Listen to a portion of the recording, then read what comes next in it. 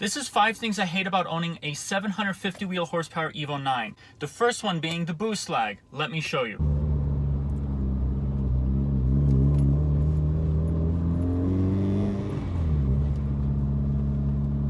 Now this is a second gear hit from about 2000 RPM, foot all the way to the firewall.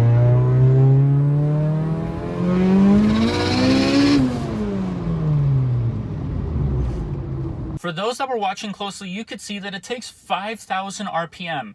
5,000 for this turbo to spool up. It's a 6266. When it does spool up, it punches you in the face. Now it holds boost from 5,000 to 9,000 very nicely, but for daily driving and just kind of taking the car around, there's a lot of lag. You're waiting quite a while for the boost to hit. Now that makes it a little bit difficult and it's kind of new. You have to adjust your driving style completely, where I daily in M4 that has boost basically anywhere I need it at any RPM, versus this I have to kind of load up the RPM, have the turbo spooled, have it going, then I can start to pass people, then I can clear a gap and get through traffic and do whatever I need to do. But there's a little bit of an adjustment period to this turbo. The second thing I hate about this car is the swing. Now don't get me wrong, the swing very much makes an Evo an Evo. You see them on most every Evo, nobody really takes them off, or they go with an aftermarket wing. It's kind of its signature sauce.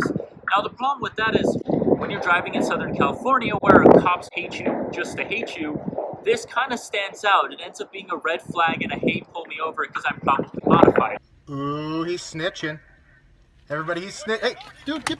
Now I'm sure the vinyl wrap doesn't help as well, but what I'm planning to do with this car next is it really needs a wingless trunk. I was thinking to either do a carbon or another trunk off of an Evo, weld the holes, make it look a little more low-key. When I do that, it would probably require taking the vinyl wrap off as well, just to keep that kind of low-key status. Now the third thing I hate about owning this car is the drone. Let me go ahead and start it and show you.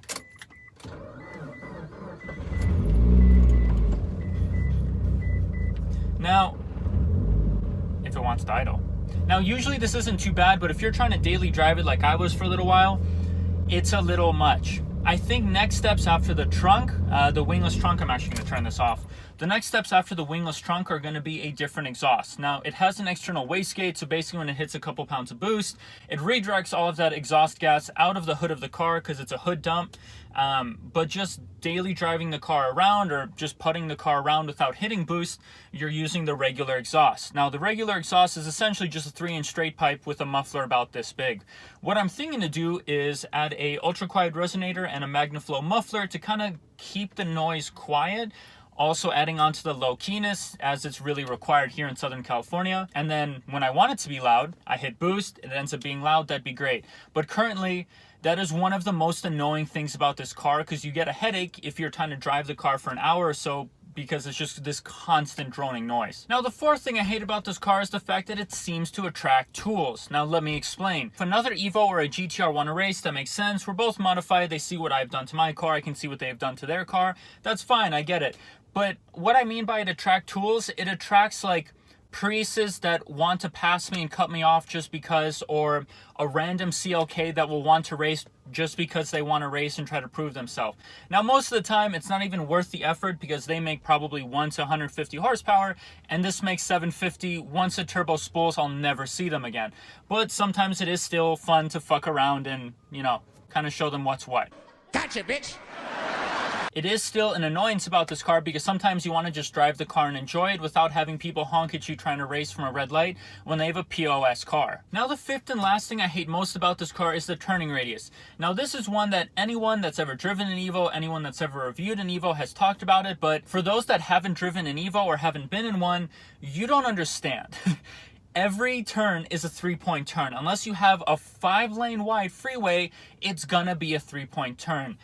Lock to lock, it feels like it's one full rotation, and that's literally all you've got to make a U-turn. So you look kind of like a noob when you're trying to make a U-turn on a smaller street because you have to do one of these just to get the car turned around. Now that is a small frustration, but when you're parking, when you're making a U-turn, living in Los Angeles, there's small tight roads, it comes up more often than you think. Now if I lived somewhere like Washington or Chicago, not downtown Chicago, Washington or Chicago, or out in the middle of nowhere where I have a ton of space, fine, that makes sense. It's not really going to be an issue that comes up, or it's not really going to matter. It's not going to affect you that often. but living where I do and using this car as I do, it comes up pretty often. Now, with all of that being said, the boost lag, the drone, the wing, the turning radius, and the fact that it attracts all the tools, would I still take this car? Yes. Yes, I would. I've had Evos for probably the last good part of 10 years. I've had 5 or 6 different Evos. I've loved every single one of them. This one is no different. I probably love this one the most just because this is the most horsepower I've had in an Evo. Now, I've had other ones that make 400, 420, 430, but making 750 to the wheel on a dyno jet and about 600 wheel torque is very serious. Now, up until 5,000 RPM, you only make about 350, 400 horsepower, but once a turbo kicks in, it melts your face off. I scare every single one of my friends with this car and they end up laughing their ass off. I love this car. It's so much fun. Even with all of its faults, I think it's an absolute great car. Beyond all of that, it's becoming a collector car. 5 to 10 years ago, kids got them, started crashing them, so the stock of clean ones kind of started to dwindle and get smaller and smaller. So finding a clean one is getting harder and harder, and the fact that they don't make these cars anymore makes them even more desirable, which makes their value go up. If you have the money, I highly recommend one of these cars. They are so much fun, but that's just 5 of the things that you should be aware of if you're planning on buying one. Those are 5 of the things that bother me most of the time that I drive it, or it's 5 things that I notice. Now, once I put my foot down and do a pull, I kind of forget everything else and it doesn't really matter anymore. See you guys on the next one.